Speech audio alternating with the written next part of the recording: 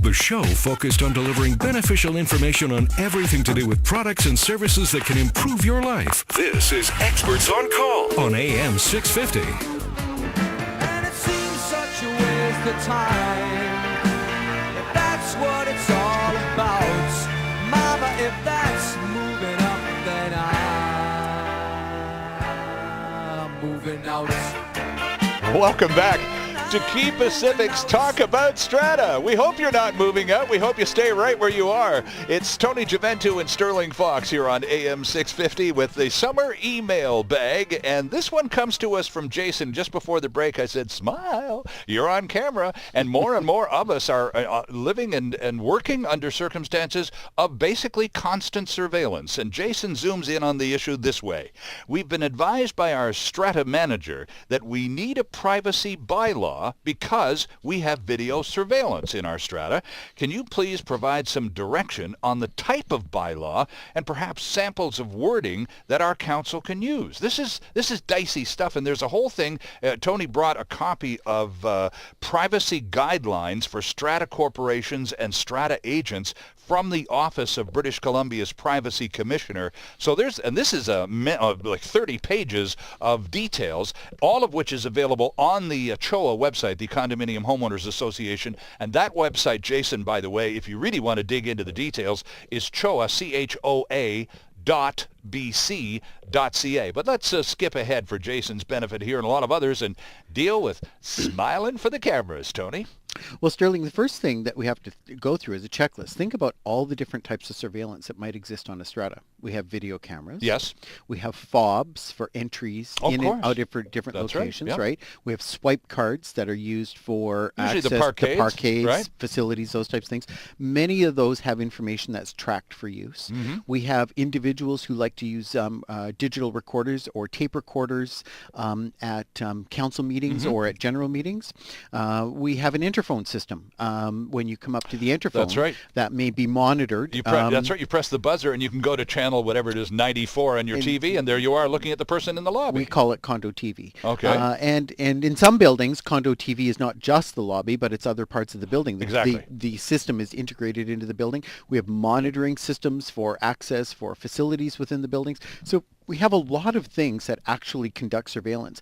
And the basic principle strata corporations have to understand is you can only conduct surveillance in your building if, A, it meets the conditions of the Privacy Act, so the purpose for what you're collecting surveillance for. Right. But more importantly, you actually have the consent of your owners to conduct surveillance. And how you get that consent is through a bylaw. And the guide actually gives really great step-by-step instructions on what you really essentially need within the guide. And you can only conduct surveillance on public common property areas. Okay, but let me just stop you there because Jason's point is that we already have video surveillance in our strata, so now we need a privacy bylaw to catch up to it, essentially. So perhaps it's a new building, Tony, that came with all the surveillance bells and whistles, and you move in, you're on camera. And all of them do pretty much now, sure, right? And so they do the Strata Corporation, in fact, does need a privacy bylaw. And there was no owner consent required because that's the way the building was built. Well, and this is more than just implied consent. Just because I live in the building doesn't mean you have the right to collect my personal information. It doesn't mean that you have the right to monitor my whereabouts, where I'm going, and my actions through video camera or surveillance system. You still need the very explicit consent of the Strata Corporation, and that's gained through the Strata passing a bylaw. Okay. So the bylaw stipulates what kind of surveillance we're conducting. Mm-hmm. So do we have closed circuit television? What is it recording? Is it recording entry and exit into the underground parking area, into the lobby, general safety around recreation areas, those types of things? Or all of the above. And the elevators, right? Mm-hmm. So it could be it could be any of those things, sure, right? Who has access to the information? How long is the information stored? What may it be used for? When will it be destroyed? All of this information has to be contained within the privacy policy and the bylaw for the Strata Corporation. Okay. The Strata Corporation is given consent by the owners to collect this information and conduct surveillance. Yes. In exchange, they have to very explicitly articulate what they're doing with that information. And that's they fair. Well, it is fair. The other thing that people forget is if you're going to have surveillance, you need signage. One doesn't go without the other. Absolutely. There needs to be a sign that says this area is under video surveillance, right? Monitored under video surveillance. I mean, the police do it at intersections, for crying out loud. Why wouldn't your Strata Council do it in your lobby? Well, exactly. So, we've had some very quirky scenarios where strata corporations have actually had cameras over top of hot tubs and swimming pools, monitoring what's going on. And it seems a little intrusive, Tony. Well, it's in violation of the Privacy Act. I shouldn't think so. but the other problem with that is there are some developments where the entire surveillance system is integrated into the video monitoring system at the front entry door. So if you're on Condo TV, channel 56, you can actually look at the 12 different screens. That alone may actually be a violation of the privacy bylaws, the way the structure of the legislation is set up. So it sounds like for something this sophisticated and this new, and a lot of the surveillance techniques are evolving. There's new stuff coming online all the time. This sounds like the kind of bylaw, a privacy bylaw relating specifically to surveillance. This sounds like the kind of issue that legal advice would be really carefully and I would think eagerly sought before writing it. Absolutely essential, because what some strata corporations want to do is they want to use their video camera systems and their surveillance systems. They want to use them for bylaw enforcement. Yes. Right. And so there's a simple question. If you intend on using information collected from surveillance for bylaw enforcement, did your bylaws consent to that? Have your owners consented to you being able to do that? And they certainly. And if they haven't consented to this, and you find someone in violation of your bylaws, and you call them up in front of the council at a meeting, and then that person, you would be disallowed from showing the video of them misbehaving then, wouldn't you? Well, it becomes very complicated. That's why legal advice is essential to ensure that you've created the bylaw with the proper authority. Because if there isn't permission, function. then how valid is that to video evidence? Well, and that's the issue. Another issue that comes up is because there's street side surveillance of many downtown buildings. Of course there are, sure. Right? And we've had incidents where the police have requested or demanded copies of the surveillance because of criminal activities, right? Strata corporations cannot just surrender this information. If they're approached by the police and they demand a copy of the video surveillance, they need to come back with a warrant. The Strata Council, the property manager, no one can surrender this information or the surveillance. This is the surveillance of the Strata Corporation. Yes. The police and any other party needing this documentation need to first get a warrant to be able to have the Strata Corporation provide them for that.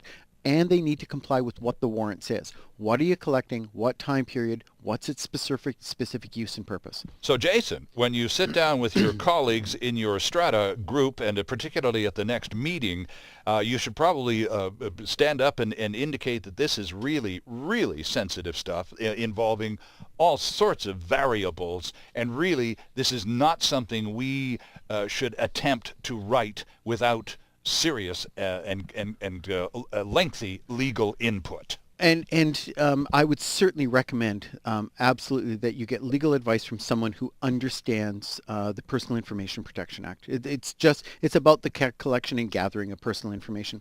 The only other thing that I'd really point everybody to is about the handling of personal information under the Privacy Act. Strata councils have a duty to comply with the Personal Information Protection Act and how they handle the information.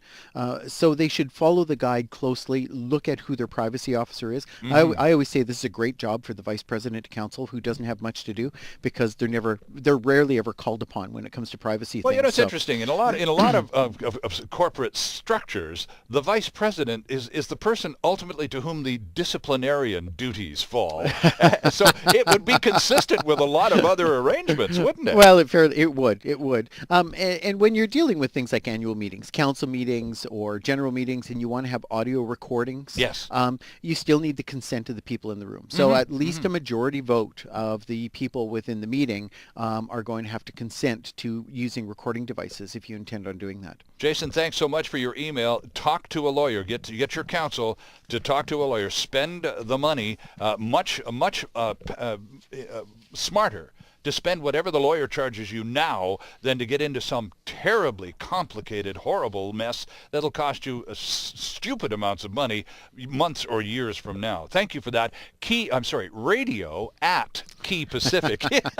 Just inundated with emails and loving every minute of it here on Quay Pacific's Talk About Strata. The address, by the way, is radio@Quay Pacific, and that's QUAY Pacific.com. And we've got a couple more still. We're definitely topped up for this edition of the program, but we'd love to hear from you and consider your thoughts and questions on future shows. We're back, and we're going to take a look at fines and meetings. We're going to take a look at fees and mold.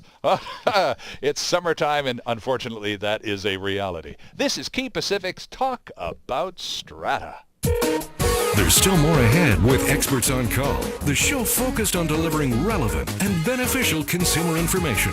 This is Experts on Call on AM 650.